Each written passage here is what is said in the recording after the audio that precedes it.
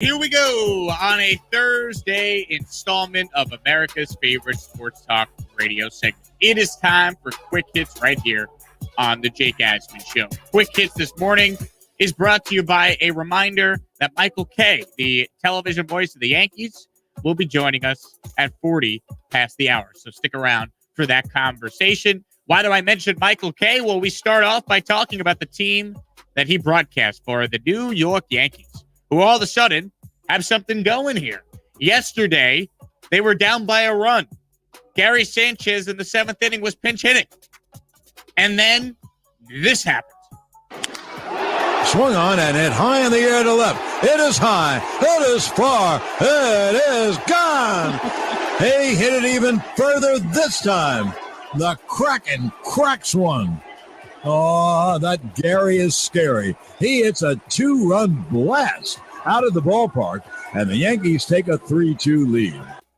Pretty good night for Aaron Boone. Pretty good two nights for Aaron Boone. Why am I talking about the Yankee manager? Well, last night, he pinched hit Kyle Higashioka for Gary Sanchez, who delivered the two-run home run that ended up being the difference in the game. The night before, he pinched hit Clint Frazier, who had an RBI double that ended up being the difference in the game for the Yankees. So they've won two games in Buffalo, which is basically a glorified home game for them against the Blue Jays. And look, they're playing much better, and that's obvious. But the story last night, besides Gary Sanchez, was Gerrit Cole. Gerrit Cole made his second start since that very awkward press conference where he didn't tell you he's using Spider Tack, but he didn't deny that he was using Spider Tack, right? So there was a lot of drama that was following Cole. Before that press conference, Gerrit Cole in 12 starts had a 2.26 ERA in 12 starts. His last two since that awkward press conference, he's had two starts, 14 innings pitched, and has a 2.57 ERA. Last night, though, 8 innings, 2 runs. Gave up a home run the first at-bat of the game, and then really cruised for most of the next 7 to 8 innings. I mean, he felt like he could have went out there for the ninth inning, he said afterwards, but they went to Chapman. And Chapman, by the way, somehow got out of second and third, nobody out, up a run, and Toronto didn't score. So Yankees are playing better. I'm not really buying back in just yet because we've seen this before. They have to consistently do this against good teams and specifically do it against teams in their own division. But since they got embarrassed by the Phillies over the weekend, Tuesday and last night, they have played good baseball. Let's see if they could go for the sweep against Toronto later today. So I mentioned Gerrit Cole. This was Gerrit Cole when asked if it was difficult for him to grip the baseball last night. It's so hard to grip the ball. For Pete's sake, it's part of the reason why almost every player on the field has something, regardless if they're a pitcher or not, to help them control the ball. For Pete's sake. Does anyone say that anymore? For Pete's sake. Gerrit Cole does. Apparently Gerrit Cole. Gerrit Cole's voice will never not be amazing to me. A guy that good, having a voice that high, it's just what it reminds me of is Kermit the Frog? No, David Beckham. Patrick Mahomes? David Beckham back in the day, back in like the early 2000s. Anytime I heard him speak, I was like, the voice just doesn't match the body. Yeah, I mean, his voice has gotten a little deeper now that he's older, but go back to when he was like late 90s, early 2000s when he would talk, you're like, nah, that doesn't fit. For Pete's sake. I love that. We do that as a drop run. For Pete's sake. For Pete's sake? Who says that? Gerrit Cole. Whose voice doesn't match their talent more? Gerrit Cole or Patrick Mahomes? Mike Tyson. Mike Tyson's a pretty good answer. He's the GOAT of voice not matching. Active athletes. Whose voice doesn't match their talent more? Patrick Mahomes? Yeah. Gerrit Cole? Which one? I'm trying to think of another one. Throw another one in there, but it's got to be Mahomes. I guess it's Mahomes because he's clearly the best quarterback in football, and Cole, I guess, would be, the second best pitcher to deGrom. But, man, it's close. Yeah, Tyson's probably the GOAT, though. Yeah, Mike Tyson probably number one all time. If you have another suggestion for an athlete that is as talented as any, whose voice doesn't match their talent, tweet me at Jake Asman. We will read the best responses over the air. And it doesn't necessarily have to be high or, anything like that. It could be if the guy just has a really, really deep voice that doesn't match. Doesn't match. The qualifier for that could be anything. That it's one of those voices where you actually call a buddy up and go, dude, did you hear this guy talk? Look at him. For Pete's sake, staying with Gerrit Cole, this was Gerrit Cole acknowledging that, yeah, his spin rate was down because, well, you know why.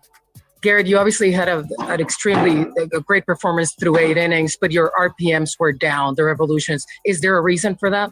I think I alluded to it answering the question and beforehand, and it's going to be, look, we're all just trying to play by the rules, play by what the commissioners handed out going forward, and so spin rate's not everything. You can still pitch well if you don't have a high spin rate. And there you have it. Look, anyone that was worried about Gerrit Cole, his first start post awkward press conference, 6 innings, 2 runs against the Twins, pitched well, dominated Josh Donaldson, who called him out, by the way. And then last night, 8 innings, 2 runs. You'll take that any day from Gerrit Cole. He's still going to be, I know this might shock some people, he's still going to be really, really good at what he does. Did he use spot tech? I'm still unclear. I know he says he alluded to it, but did he? Well, he's using something to get a grip, or was. Now, if you watched last night, you know what he was doing? He was using the sweat on his arm and rubbing that to try and get a feel on his fingertips. I think Major League Baseball should get with the pitchers and the hitters and come up with a agreed upon substance, a universal that everyone's okay with. Yep. If it's sunscreen and rosin, fine.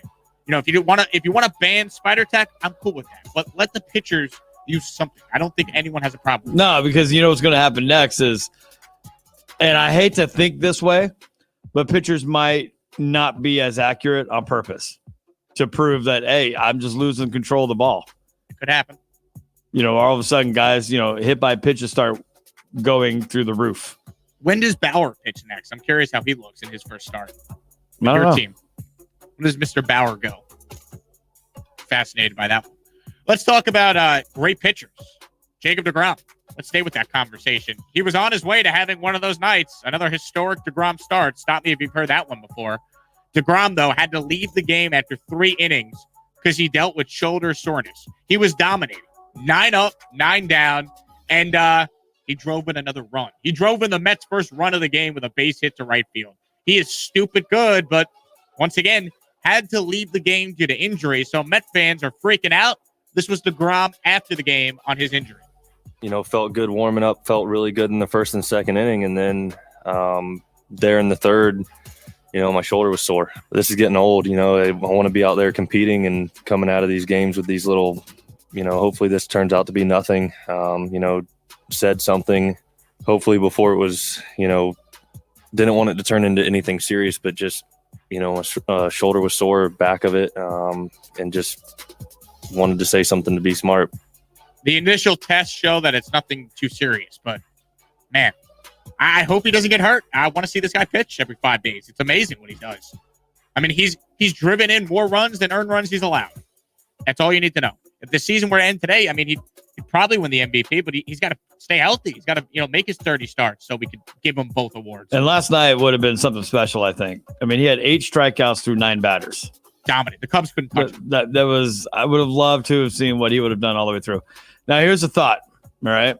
I know we hate it as fans, but the Mets are in first place right now, right? They got a 5-game lead, which isn't by all means all comfortable, but it is there. Should the Mets sit deGrom maybe like when we get into August? Because he's probably going to do another rehab start. Should that be on the table for him? Through August? Or as we get into August, as we're getting closer, should they make that determination? Kind of similar to what the Nationals used to do with Strasburg all the time. Well, I wouldn't take it that far. What they did, they chose to shut him down and not pitch him in the playoffs. But I'm saying as they get in there and the Mets look like they're going to make the playoffs. Yeah, I think you shut deGrom down? I wouldn't shut him down, but I could skip a start, give him more time, or go to a 6-man rotation for a turn to give him an extra day or something. He's the franchise. You got to keep him healthy. So, you hope obviously that the shoulder soreness doesn't lead to anything that actually is serious. We shall see. He's amazing though. Ron said it. 9 batters, 8 strikeouts last night. Insane. Could have been something really special. Would it shock anyone if he throws a no-hitter this year or a perfect game? No, he's that good. It really is something. How about the White Sox? They are that good. How about we fast forward here? Let's go to the 10th inning. Asman Grandal is up with a chance to win the game. Burr in the top of the 10th did his job magnificently. Yes, right field! And the White Sox have the best record in Major League Baseball. Walk it off, Yaz. 8-7 your final. The White Sox beat the Rays 8-7. These two teams had the two best records in baseball, and now the White Sox own the best record in the game. Yasmani Grandal, game-ending RBI single. White Sox take 2 of 3 from the Rays, and now they'll be coming right here to Houston to take on the Astros. Dallas Keuchel will make his return to Houston for the first time, which is hard to believe, but because of COVID and because of the schedules not lining up when Keuchel was with the Braves, Keuchel has not been back to Houston since he left the Astros. So this will be his first time. He'll get a warm reception. Definitely. I only want to say Young. He was on the 17 championship team. Yep. No doubt. But yeah, White Sox are He nasty. didn't cheat. Well, I guess technically he did if he was using some grip stuff. Oh, yeah, very good. Very good. Yep. Yep. But then everyone cheated. I wonder if he'll pitch. I think he's pitching Sunday. Is he pitching Sunday? I think he's starting Sunday. Yep. It's a 4-game series too. So we shall see. Let's jump ahead now to Mike Zimmer. Mike Zimmer basically explained why if you're an unvaccinated football player, it's not going to be that fun for you this year. This was the Vikings head coach when asked if he's encouraging his players to get the vaccine. We're just trying to educate these guys. You know, they have to make their own decisions. The unvaccinated players are going to have a harder time in the season. They're going to be wearing masks. They'll have to social distance. You know, they'll have daily testing. They won't be able to go home for bye week. They'll have to come back here and test every day. When we go on the road, they won't be able to go out to dinner with anybody. They'll have to travel on buses differently, travel on planes differently. So, you know, the meetings will be, you know, a lot of the meetings will be virtual like this is here. So basically, this is like that Squidward and SpongeBob meme where Patrick and SpongeBob are partying outside and Squidward is locked up in his house. Basically, if you're an unvaccinated NFL player, you are going to be in for a rough season. You're not going to be able to do basically anything, as you just heard Mike Zimmer say. It's basically that meme from SpongeBob. That's exactly what it's like if you're an unvaccinated NFL player. No bars, no restaurants, no clubs, no traveling during the bye week, testing every day. You got to wear the mask still. I don't know why any NFL player, unless there's a medical reason why you can't get vaccinated, I don't know why any NFL player wouldn't want to be vaccinated. Right? I don't either. When I hear Sam Darnold say he's still exploring his options, what are you waiting for, dude? You had mono that made you miss a month 2 years ago. You should be getting the vaccine. He's going for 2 months now. Seriously. No, I don't understand. Any professional athlete, why wouldn't you want to get vaccine with the amount of exposure you guys have? And like the amount of people that are telling you it's safe that work in the medical field. You have like the best doctors in the world that work for these NFL teams that are telling you to get the vaccine. Just the amount of people who have already had the vaccine and haven't grown a third arm. Yeah, or you know what? Or a tail. Don't have, you know, the ability to shoot webs out of their hands like they're Spider-Man. Yeah, no, I'm a little disappointed in that one too. Yeah, I was really hoping I could stick to walls. I wanted something. That would have been fun. Some sort of superpower would be nice. Anything. I got nothing. I thought I was going to be able to maybe fly. I didn't even get sick. Yeah, my arm was just sore. I didn't even have that. God. Maybe you are just superhuman. Maybe I didn't get the shot. Maybe. Although I did see them stick a needle in me. How'd that go? It didn't hurt. Yeah, that was it. Stuck a needle in me. Yep. Yeah, it's painful. But it's like, okay. Yep, there you go. That wraps it up for Quick Hits right here on the Jake Asman Show. Coming up next, we get to a comment that a Jets coach made about Zach Wilson that I think should excite you if you're a Jet fan. We'll talk about the Jets and Zach Wilson next right here on the Jake Asman Show. Sports Map all night. Chris Arias.